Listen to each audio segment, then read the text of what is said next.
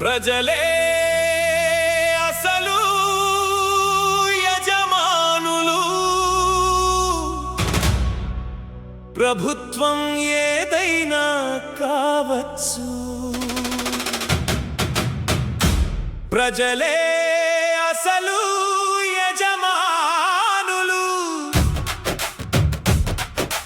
బాధ్యత మరచిన అధికారులతో పెరుగుతాయి ప్రజల కష్టాలు. ప్రజల పన్నుల డబ్బుతో జీతభత్యాలు పొందుతూ సేవలు ప్రజలకు సేవలు చేయకపోతే ప్రజాస్వామ్యానికి అర్థం ఏంటి? చెప్పండి ప్రభుత్వ అధికారులారా.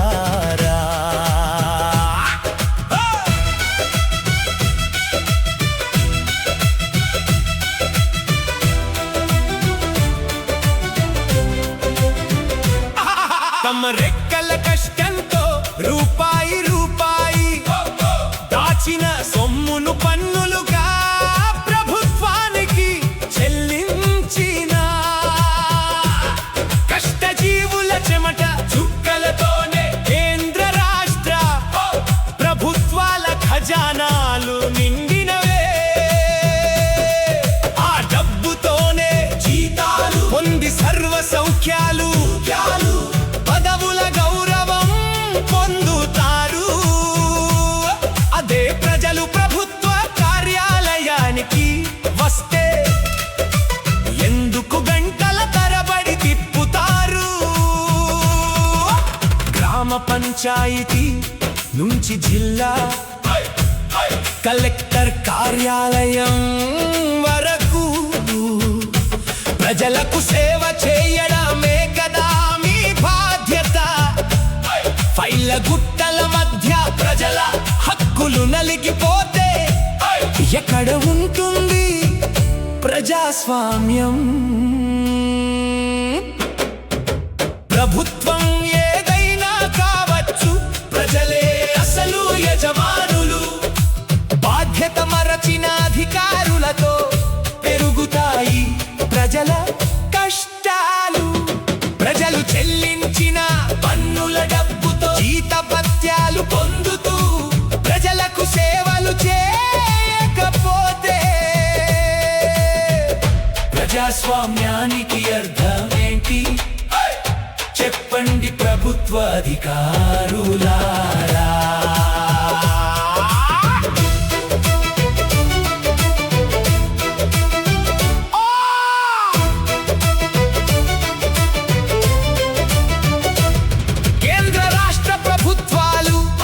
సంక్షేమ పథకాలు ప్రకటిస్తే ప్రజల్లో ఆశలు చిగురిస్తాయి.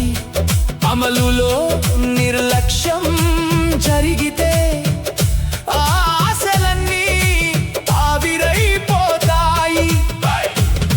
అర్హులైన వారికి అందాల్సిన హక్కు మధ్యలోనే ఎందుకు ఆగిపోతుంది? అధికారుల వల్లనే కాదా ఒక సంతకం కోసం రోజుల తరబడి ప్రజలు కార్యాలయాల చుట్టూ తిరుగుతారు? సేవ చేయాల్సిన వ్యవస్థలే అవినీతి అక్రమాలకు నిలయాలుగా మారి ప్రజల సహనాన్ని పరీక్షిస్తున్నాయి. ఐఏఎస్ అయినా ఐపీఎస్ అయినా గ్రామ కార్యదర్శి అయినా ప్రజల సేవే మొదటి కర్తవ్యం. అదే రాజ్యాంగం చెప్పిన ఆదేశిక సూత్రమణి. మరి చాలా అధికారం అంటే హోదా కాదు, ప్రజల పట్ల బాధ్యత కావాలి. కుర్చీ అంటే గౌరవం కాదు, సేవాభావం ఉండాలి. నిజాయితీగా పనిచేసే ఒక అధికారితో గ్రామం మొత్తం అభివృద్ధి సాధిస్తుంది. నిర్లక్ష్యం చేసే అధికారితో ప్రజల జీవితం ఇబ్బందుల పాలవుతుంది. ప్రజల డబ్బుతో నడిచే వ్యవస్థ ప్రజలకు